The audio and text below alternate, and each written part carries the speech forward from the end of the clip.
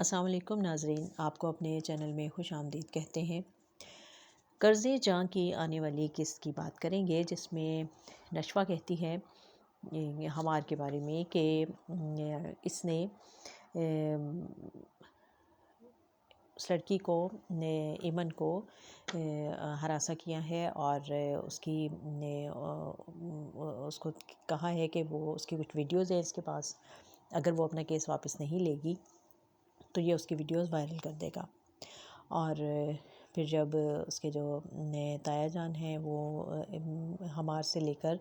उसका मोबाइल उसकी वीडियोस देखते हैं तो उनको बहुत गुस्सा आता है और वो उसकी पिटाई कर देते हैं हमार की। और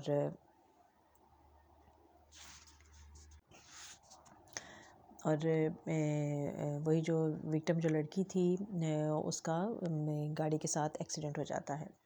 और इससे पहले हमने कर्ज़े जां की किस में देखा कि जब ये केस जो है जो कि हमार ने जो कि नशवा का कज़न है उसने जिस लड़की को मारने की कोशिश की थी उसके साथ ज़्यादती की थी और जब उसके वालिद को पता चलता है तो वो उसको यहाँ से शहर से बाहर भिजवा देते हैं। और लेकिन नशवा जो है वो चूँकि सारा कुछ समझ जाती है सारे मसले को, तो वो और उसकी जो कोलीग है जो कि उस लड़की से भी जिसका ताल्लुक़ है, तो वो चाहती है कि इसके ख़िलाफ़ वो कार्रवाई होनी चाहिए। और घर में भी इसके लिए मसाइल खड़े हो जाते हैं। माँ इसको बहुत मना करती है नशवा को कि देखो तुम हमारे के ख़िलाफ़ नहीं जाओगी, क्योंकि तुम्हें पता है वो किसी भी हद तक चला जाएगा। लेकिन नशवा जो है वो खामोश नहीं रहती। और जब उसके ही जो सीनियर बैरिस्टर हैं बुरहान हसन ने, जब वो ये केस उनके पास आ जाता है तो वो नशवा उनको सारी बात बता देती है। और जब वो डिस्कस करने के लिए घर पर फ़ोन कर रहे होते हैं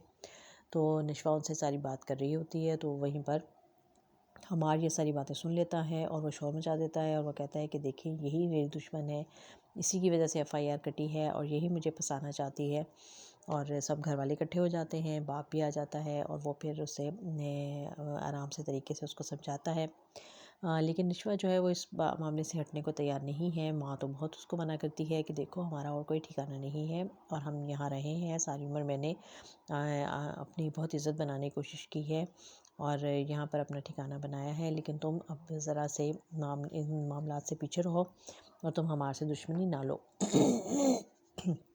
लेकिन नशवा को अब बुरहान हसन की भी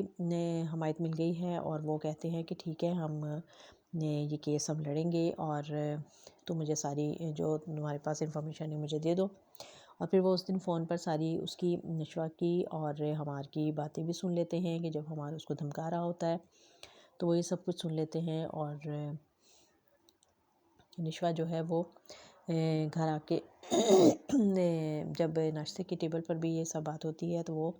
कहती है कि आप इसको बचाने की कोशिश ना करें, क्योंकि आज अगर आप इसकी गलती पर इसको सज़ा नहीं दिलवाएंगे तो ये कल इससे भी बड़ी गलती करेगा और आपके लिए फिर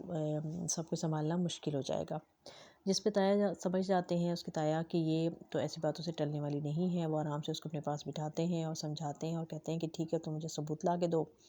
अगर वो सब सही हुआ तो मैं ख़ुद इसको सज़ा दिलवाऊँगा, लेकिन तुम कुछ नहीं करोगी। और अगर वो लड़की जो है फ्रॉड साबित हुई और उसने ये सब कुछ जानबूझ कर किया हुआ तो फिर तुम इस घर में और कहीं बाहर कोई ऐसी बात नहीं करोगी और कोई शोर नहीं मचाओगी और फिर ये मेरा और तुम्हारा डील हो गई है तुम्हारी कि तुम अब ऐसा कुछ नहीं करोगी। अब नशवा जो है वो खामोश रहने वाली तो बिल्कुल नहीं है और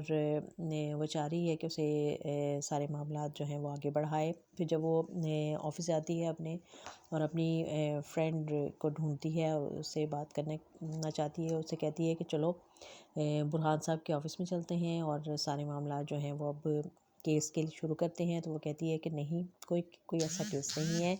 क्योंकि उस लड़की ने केस वापस ले लिया है अपनी और वो कहती है कि उसे गलतफहमी हुई थी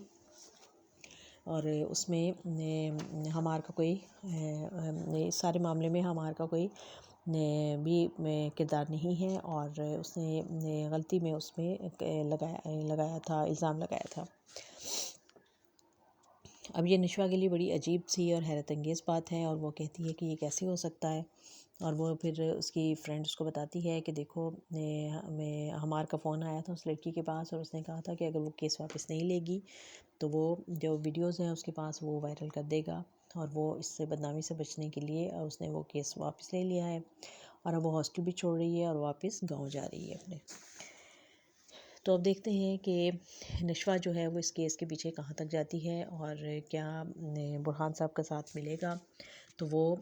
उस लड़की को इंसाफ दिला पाएगी और क्या वो हमार को सज़ा दिलाने में कामयाब होगी। देखते रहिए ये ड्रामा कर्ज़े जहाँ।